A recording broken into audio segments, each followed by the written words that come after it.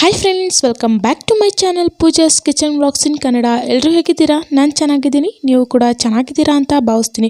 Friends, ಇವತ್ತಿನ ವಿಡಿಯೋದ ವಿಶೇಷತೆ ಏನಪ್ಪ ಅಂದರೆ, ನವರಾತ್ರಿಯ 6ನೇ ದಿನ ಕಾತ್ಯಾಯಿನಿಯ ಸ್ವರೂಪ, ಕಾತ್ಯಾಯಿನಿ ದೇವಿಗೆ ಪೂಜೆ ಮಾಡುವ ವಿಧಾನ, ಹಾಗೆಯೇ ಕಾತ್ಯಾಯಿನಿ ದೇವಿ ಪೂಜೆ ಮಾಡುವುದರಿಂದ ಸಿಗುವ ಫಲಾನುಫಲಗಳು ಮತ್ತು ಕಾತ್ಯಾಯಿನಿ ದೇವಿಯ ಬಣ್ಣ ಯಾವುದು, ಕಾತ್ಯಾಯನ ದೇವಿಗೆ ಯಾವ ನೈವೇದ್ಯವನ್ನು ಅರ್ಪಿಸಬೇಕು ಮತ್ತು ಪೂಜಾ ಮುಹೂರ್ತ, ಕಾತ್ಯಾಯಿನಿ ದೇವಿಯ ಮಂತ್ರವನ್ನು ಯಾವುದು ಅಂತ ತಿಳಿಸ್ಕೊಡ್ತೀನಿ.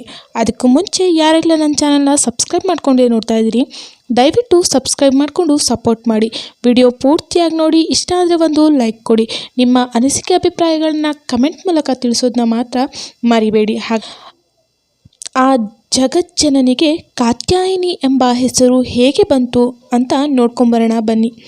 ಕಥಾ ಎಂಬ ಋಷಿ ಇದ್ದರು. ಅವರ ಮಗನ ಹೆಸರು ಕಾತ್ಯ. ಇದೇ ಕಾತ್ಯ ಋಷಿಯ ಗೋತ್ರದಲ್ಲಿ ಜನಿಸಿದವರು. ಕಾತ್ಯಾಯನ ಆ ಭಗವತಿಯ ತಮ್ಮ ಮನೆಯಲ್ಲಿ ಮಗಳಾಗಿ ಹುಟ್ಟಬೇಕು ಎಂಬ ಅಭಿಷ್ಟದಿಂದ ಅವರು ಕಠಿಣವಾದ ತಪಸ್ಸು ಮಾಡಿದ್ದರು. ಪ್ರಾರ್ಥನೆಯನ್ನು ಆ ದೇವಿಯು ನಡೆಸಿಕೊಟ್ಟಳು. ಕೆಲ ಸಮಯದ ನಂತರ ರಾಕ್ಷಸನಾದ ಮಹಿಷಾಸುರನ ಉಪಟಳವು ವಿಪರೀತ ಹೆಚ್ಚಾಯಿತು. ಆಗ ತ್ರಿಮೂರ್ತಿಗಳಾದ ಬ್ರಹ್ಮ, ವಿಷ್ಣು, ಮಹೇಶ್ವರರು ಹಾಗೂ ಎಲ್ಲ ದೇವತೆಗಳು ಸೇರಿ ತಮ್ಮ ತೇಜಶಕ್ತಿಯ ಅಂಶವನ್ನು ನೀಡಿ ಒಬ್ಬ ದೇವಿಯನ್ನು ಸೃಷ್ಟಿ ಮಾಡಿದರು. ಆಕೆಯು ಮಹಿಷಾಸುರನ ಸಂಹಾರಕ್ಕಾಗಿಯೇ ಸೃಷ್ಟಿಯಾದವಳು. ಋಷಿಗಳಾದ ಕಾತ್ಯಾಯನರು ಈ ದೇವಿಯ ಪೂಜೆಯನ್ನು ಮೊದಲಿಗೆ ಮಾಡಿದರು. ಆ ಕಾರಣದಿಂದ ಆಕೆಗೆ ಕಾತ್ಯಾಯಿನಿ ಎಂಬ ಹೆಸರು ಬಂತು. ಜೊತೆಗೆ ಕಾತ್ಯಾಯನಿಯರಿಗೆ ಈಕೆ ಮಗಳಾಗಿ ಹುಟ್ಟಿದಳು ಎಂಬ ಉಲ್ಲೇಖವೂ ಇದೆ. ಆ ದೇವಿಯ ಅವತಾರ ಆಗಿದ್ದು ಭಾದ್ರಪದ ಮಾಸದ ಕೃಷ್ಣ ಪಕ್ಷದ ಚತುರ್ಥಿ ದಿನದಂದು. ಆನಂತರ ಅಶ್ವಯುಜ ಮಾಸದ ಶುಕ್ಲ ಪಕ್ಷದ ಸಪ್ತಮಿ, ಅಷ್ಟಮಿ, ನವಮಿಯ ತನಕ 3 ದಿನ ಕಾತ್ಯಾಯನ ಋಷಿಗಳಿಂದ ಪೂಜೆಯನ್ನು ಸ್ವೀಕರಿಸಿದ ನಂತರದಲ್ಲಿ ದಶಮಿಯನ್ನು ಆ ದೇವಿಯು ಮಹಿಷಾಸುರನ ಸಂಹಾರ ಮಾಡಿದಳು. ಕೃಷ್ಣನನ್ನು ಪತಿಯಾಗಿ ಪಡೆಯುವ ಬಯಕೆಯಿಂದ ಗೋಪಿಕೆಯರು ಕಾಳಿಂದಿ ಯಮುನಾ ನದಿಯ ದಡದಲ್ಲಿ ಕಾತ್ಯಾಯಿನಿಯ ಪೂಜೆ ಮಾಡಿದ್ದರಂತೆ. ಆ ಮಹಾಮಾತೆಯ ವಿವರಣೆ ಹೇಗಿದೆ ಅಂದರೆ, ಆಕೆ ಬಣ್ಣ ಬಂಗಾರದಂತೆ ಹೊಳೆಯುತ್ತದೆ, 4 ಭುಜಗಳಿವೆ, ಬಲಗಡೆಯ ಮೇಲಿನ ಕೈ ಅಭಯ ಮುದ್ರೆಯನ್ನು ತೋರುತ್ತದೆ, ಕೆಳಗಿನ ಕೈ ವರಮುದ್ರೆಯನ್ನು ತೋರುತ್ತದೆ, ಎಡಗೈಯ ಮೇಲಿನ ಕೈ ಖಡ್ಗವಿದ್ದು ಕೆಳಗಿನ ಕೈಯಲ್ಲಿ ಕಮಲದ ಹೂವಿದೆ. ಇನ್ನು ಈ ತಾಯಿಯ ವಾಹನವು ಸಿಂಹವಾಗಿರುತ್ತದೆ. ಕಾತ್ಯಾಯಿನಿ ದೇವಿಯ ಆರಾಧನೆ ಮಾಡುವುದರಿಂದ ಧರ್ಮ, ಅರ್ಥ, ಕಾಮ್ಯ, ಮೋಕ್ಷ ಹೀಗೆ ಚತುರ್ವಿಧ ಫಲ ಪುರುಷಾರ್ಥಗಳು ಸಹ ದೊರೆಯುತ್ತವೆ. ರೋಗ, ಶೋಕ, ದುಃಖ, ದಾರಿದ್ರ್ಯಗಳು ದೂರವಾಗುತ್ತದೆ. ಜನ್ಮಾಂತರದ ಪಾಪಗಳು ನಾಶವಾಗುತ್ತದೆ. ಇಹಲೋಕದಲ್ಲಿ ದೇವಿಯ ಆರಾಧಕರು ಅಲೌಕಿಕವಾದ ತೇಜಸ್ಸು, ಕಾಂತಿ, ಸಮಾಧಾನ, ಸಂತೃಪ್ತಿಯಿಂದ ಕಾಣಬಹುದು. ಹಾಗೆ ಕಾತ್ಯಾಯಿನಿ ದೇವಿಯನ್ನು ಏತತ್ತೆ ವದನಂ ಸೌಮ್ಯಂ ಲೋಚನ ತ್ರಯಭೂಷಿತಂ ಪಾಪುನಂ ಸರ್ವಭೂತಿಭ್ಯ ಕಾತ್ಯಾಯಿನಿ ನಮಸ್ತುತೆ ಹೀಗೆ ಸಹ ಆರಾಧಿಸಲಾಗುತ್ತದೆ. ಈ ದೇವಿಯ ಆರಾಧನೆಯಿಂದ ಭಯ ದೂರವಾಗಿ ಧೈರ್ಯ ಜೊತೆಯಾಗುತ್ತದೆ. ಏನನ್ನಾದರೂ ಸಾಧಿಸುವ ಅಚಲ ವಿಶ್ವಾಸ ಸಹ ಮೂಡುತ್ತದೆ. ಹಾಗೆಯೇ ನವರಾತ್ರಿಯ 6ನೇ ದಿನ ಕಾತ್ಯಾಯಿನಿ ದೇವಿಯ ಬಣ್ಣ ಯಾವುದು ಅಂತ ನೋಡೋದಾದರೆ, ಈ ವರ್ಷ ಕಾತ್ಯಾಯಿನಿ ದೇವಿಯ ಬಣ್ಣ ಕೆಂಪು ಬಣ್ಣವಾಗಿರುತ್ತದೆ.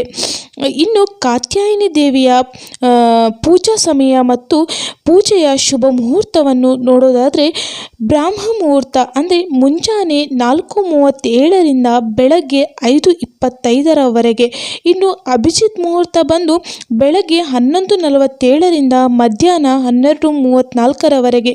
ಇನ್ನು ವಿಜಯ ಮುಹೂರ್ತ ಬಂದು ಮಧ್ಯಾಹ್ನ 2:09ದಿಂದ ಮಧ್ಯಾಹ್ನ 2:57 ತನಕ ಇರುತ್ತೆ. ಇನ್ನು ಗೋಧೂಳಿ ಮುಹೂರ್ತ ನೋಡೋದಾದರೆ ಸಂಜೆ 5:55ರಿಂದ ಸಂಜೆ 6:19 ಇರುತ್ತದೆ. ಇನ್ನು ಅಮೃತ ಕಾಲವನ್ನು ನೋಡೋದಾದರೆ ಸಂಜೆ 6:48 8:20 ಇರುತ್ತದೆ.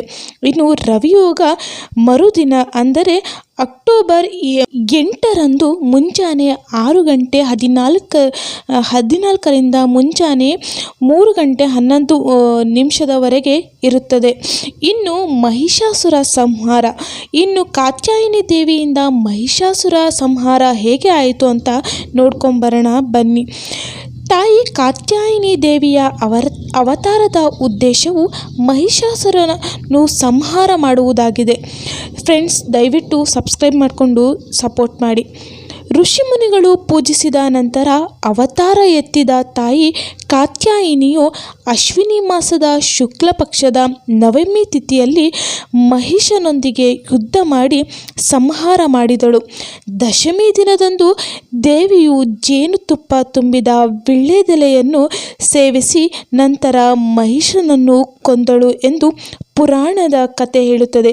ಹಾಗಾಗಿ ಈ ದಿನ ನಾವು ಕಾತ್ಯಾಯಿನಿ ದೇವಿಗೆ ಜೇನುತುಪ್ಪ ತುಂಬಿದ ವೀಳ್ಯದೆಲೆಯನ್ನು ನೈವೇದ್ಯವಾಗಿ ಅರ್ಪಿಸಬೇಕು. ದಶಮಿ ದಿನದಂದು ದೇವಿಯು ಜೇನುತುಪ್ಪ ತುಂಬಿದ ವೀಳ್ಯದೆಲೆಯನ್ನು ಸೇವಿಸಿ ನಂತರ ಮಹಿಷನನ್ನು ಕೊಂದಳು ಎಂದು ಪುರಾಣ ಕಥೆಗಳೇ ಇವೆ. ಇದಾದ ನಂತರ ತಾಯಿಯನ್ನು ಮಹಿಷಾಸುರ ಮರ್ದಿನಿ ಎಂದು ಹೆಸರಿನಿಂದ ಕರೆಯಲಾರಂಭಿಸಿದರು. ಇನ್ನು ಕಾತ್ಯಾಯಿನಿ ದೇವಿಯ ಮಂತ್ರವನ್ನು ನೋಡೋದಾದರೆ ಓಂ ದೇವಿ ಕಾತ್ಯಾಯಿನೈ ನಮಃ. ಇನ್ನು ಕಾತ್ಯಾಯಿನಿ ಪ್ರಾರ್ಥನಾ ಮಂತ್ರ, ಕಾತ್ಯಾಯಿನಿ ಸ್ತುತಿ ಮಂತ್ರ, ಕಾತ್ಯಾಯಿನಿ ಧ್ಯಾನ ಮಂತ್ರ ಮತ್ತು ಇವೆಲ್ಲವೂ ನಾನು ಸ್ಕ್ರೀನ್ ಮೇಲೆ ಮತ್ತು ಡಿಸ್ಕ್ರಿಪ್ಷನಲ್ಲಿ ಕೊಟ್ಟಿರ್ತೀನಿ. ದಯವಿಟ್ಟು ತಪ್ಪದೆ ಕಾತ್ಯಾಯಿನಿ ದೇವಿಯ ಪೂಜೆಯ ಸಮಯದಲ್ಲಿ ಪಠಿಸಿ. ನೋಡಿದ್ರಲ್ಲ ಫ್ರೆಂಡ್ಸ್, ವಿಡಿಯೋ ಇಷ್ಟ ಆದರೆ ದಯವಿಟ್ಟು ಒಂದು ಸಬ್ಸ್ಕ್ರೈಬ್ ಮಾಡಿಕೊಂಡು ಸಪೋರ್ಟ್ ಮಾಡಿ. ವಿಡಿಯೋ ಪೂರ್ತಿಯಾಗಿ ನೋಡಿ, ಇಷ್ಟ ಆದರೆ ಮಾತ್ರ ಒಂದು ಲೈಕ್ ಕೊಡಿ. ನಿಮ್ಮ ಅನಿಸಿಕೆ ಅಭಿಪ್ರಾಯಗಳನ್ನ ಕಮೆಂಟ್ ಮೂಲಕ ತಿಳಿಸೋದನ್ನ ಮಾತ್ರ ಮರಿಬೇಡಿ. ನಾಳೆ ಮತ್ತೊಂದು ಹೊಸ ವಿಡಿಯೋ ಜೊತೆ ನಿಮ್ಮ ಮುಂದೆ ಬರ್ತೀನಿ. Thanks for watching.